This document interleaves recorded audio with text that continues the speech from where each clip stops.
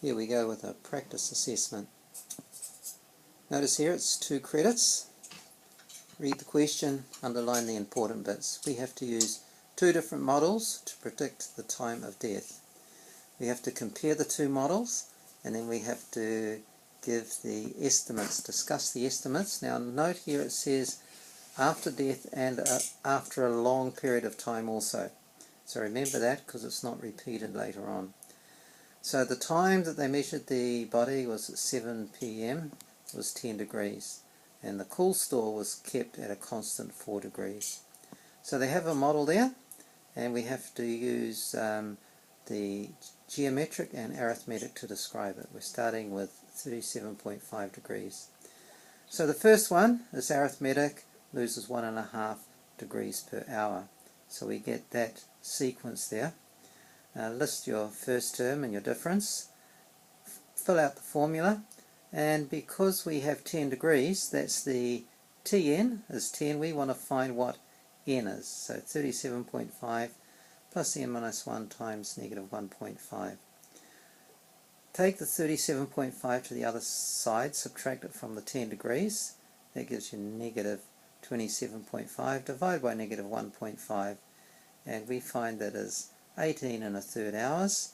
That's what n minus 1 equals, so about 19 1/3 hours. Now note that that is before 7 p.m. Monday. So we have to then track back. So the easiest way is to look at 7 p.m. as 1900 hours. So we're taking off 19 1/3 hours before that. So that's 20 minutes before midnight. So that's Sunday evening at 11:40.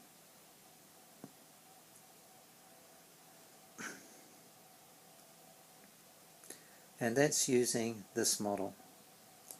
Now let's do the other one. We've got a loss. You're also asked to give the body temperature as well. So make sure you do that. I've only given the first 3 terms here, but we're going to study the loss there because that has a geometric ratio, 0.91. We want to sum the terms to 27.5 because that's the amount that the body lost from 37.5 down to 10 degrees. So put it in your formula. Now 1 minus 0.91 on the denominator is 0.09. So we put that in there and multiply it to the other side. Then we divide by the 3 and then we subtract the 1 from the other side. Now get rid of the negatives, multiply both sides by negative 1. We haven't done logarithms, so what we're going to do is use trial and error. We know it's around about 18 or 19 hours. 18 is a bit high, 19 is a bit low. We want 0.175, so we find that 18.5 is close enough. So we can say then that the n equals 18.5 hours, so death occurred 18.5 hours before Monday 7 p.m. and that will give you half an hour after midnight. So that's not too bad, it's fairly close to the other one. Now we have to also compare the reliability of the 2 models to estimate the time of death. Well, the arithmetic model has the body cooling at a constant temperature. Now as the outside cools, the rate of heat loss may decrease, so it's not constant. And after 40 models, because it said a long period of time, this model has the temperature of negative 21 degrees. When you put term 40 into the formula, that's not realistic, is it? So it's not accurate after a long period of time.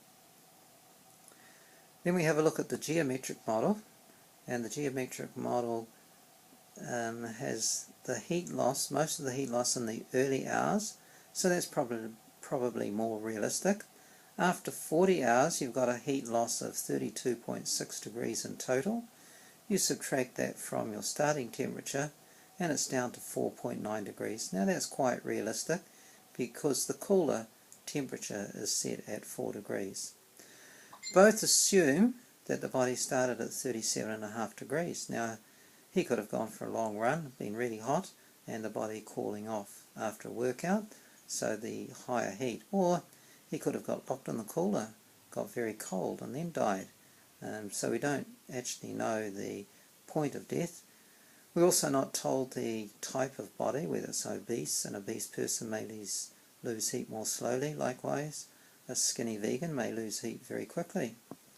And the type of clothing worn would also be a variable that would affect the heat loss and the accuracy of the models. So there we're done.